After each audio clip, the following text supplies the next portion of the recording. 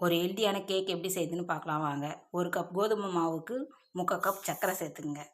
2 ஏலக்காய் இதில் சேர்த்து நல்லா பொடிச்சு எடுத்துங்க. பொடிச்சு சர்க்கரை சேர்த்துங்க. கோதுமை மாவு சேர்த்துங்க. பிஞ்ச் ஆஃப் சால்ட் சேர்த்துங்க. 1 ஸ்பூன் நெய் சேர்த்துங்க. நெய் இல்லைன்னா பட்டர் சேர்த்துங்க. 1 ஸ்பூன் வாசனை இல்லாத ஆயில் சேர்த்துங்க. 1/4 ஸ்பூன் பேக்கிங் சோடா சேர்த்துங்க. நல்லா கலந்து விடுங்க. 3/4 கப் காய்ச்சி ஆற வச்ச பால் சேர்த்துங்க. நல்லா கலந்து விடுங்க. மாதிரி பாத்திரம் எடுத்து நெய் ஸ்ப்ரெட் பண்ணிக்கங்க. இப்போ கலந்து வச்ச பேட்டரை இதில் ஆட் பண்ணிக்கங்க.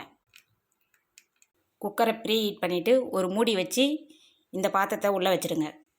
கேஸ்கெட் போடாமல் மூடி வச்சுட்டு ஒரு 30 நிமிஷம் கழித்து பார்க்கலாம்.